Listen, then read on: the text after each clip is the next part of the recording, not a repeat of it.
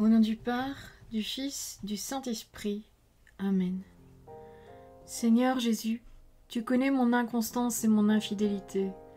Tu sais combien je suis faible. Alors je demande en ton nom que notre Père céleste envoie son Esprit pour que quotidiennement je puisse entreprendre la lecture du catéchisme de l'Église catholique et que mon cœur s'ouvre à la tradition enseignée par ton Église, ma mère. Que je puisse ajuster toutes mes actions et mes œuvres à son enseignement.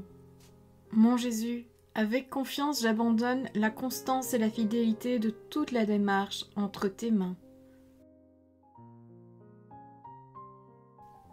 Que Saint Michel Archange et mon ange gardien protègent et défendent chaque moment quotidien consacré à cette lecture. Maintenant, avec toi et par ta voix, disons: Notre Père, qui es aux cieux, que ton nom soit sanctifié, que ton règne vienne, que ta volonté soit faite sur la terre comme au ciel. Donne-nous aujourd'hui notre pain de ce jour. Pardonne-nous nos offenses comme nous pardonnons aussi à ceux qui nous ont offensés. Et ne nous laisse pas entrer en tentation, mais délivre-nous du mal. Amen. Ensemble, mon Jésus d'amour, saluons notre sainte maman, la Vierge Marie. Entre ses mains, je remets mon cœur, mon âme, ma volonté et ma vie, afin que par ses soins règne en moi la volonté du Père, et qu'en ses mains mes œuvres soient gardées, transformées, en parfaite offrande rayonnante de la lumière de Dieu, pour sa gloire, le salut des âmes et la consolation des âmes du purgatoire. Je te salue Marie, comblée de grâce. Le Seigneur est avec toi, tu es bénie entre toutes les femmes, et Jésus, ton enfant, est béni. Sainte Marie, Mère de Dieu, prie pour nous, pauvres pécheurs, maintenant et à l'heure de notre mort. Amen. Je te salue Marie, comblée de grâce, le Seigneur est avec toi. Tu es bénie entre toutes les femmes, et Jésus, le fruit de tes entrailles, est béni. Sainte Marie, Mère de Dieu, prie pour nous, pauvres pécheurs, maintenant et à l'heure de notre mort. Amen. Je te salue Marie, comblée de grâce, le Seigneur est avec toi, tu es bénie entre toutes les femmes, et Jésus, le fruit de tes entrailles, est béni. Sainte Marie, Mère de Dieu, prie pour nous pauvres pécheurs, maintenant et à l'heure de notre mort. Amen.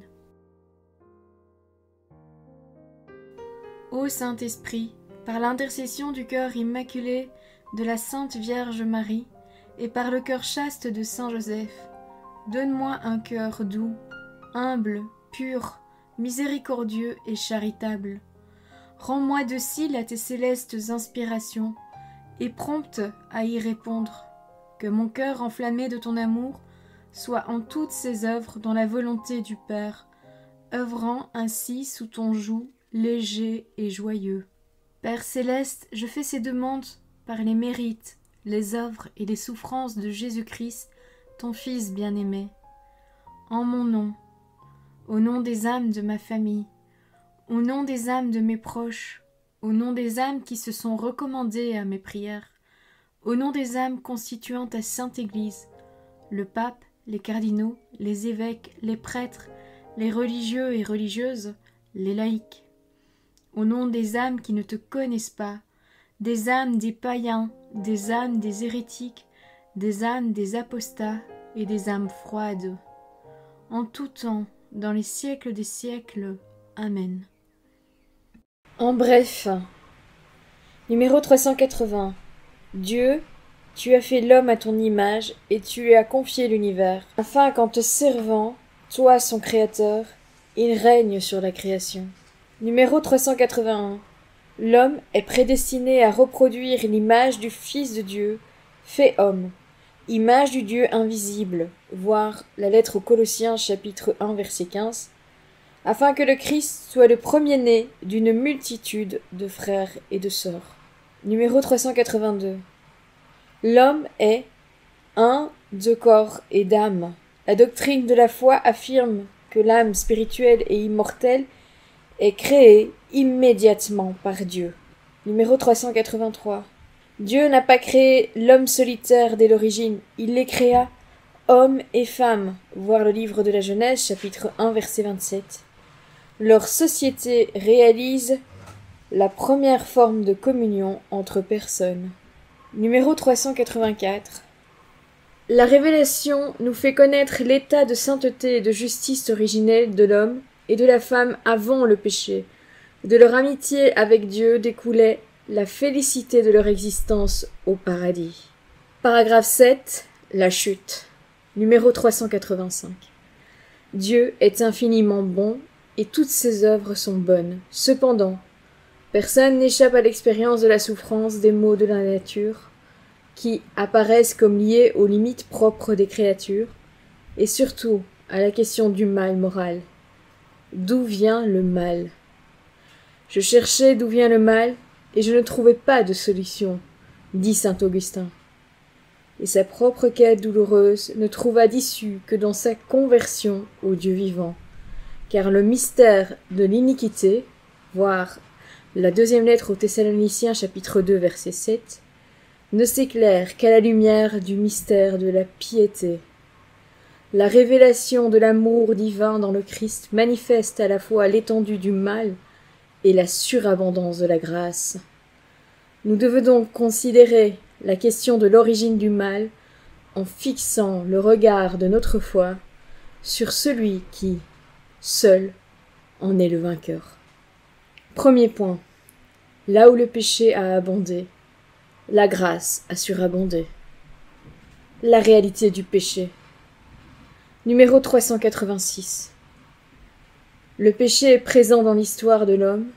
Il serait vain de tenter de l'ignorer ou de donner à cette obscure réalité d'autres noms.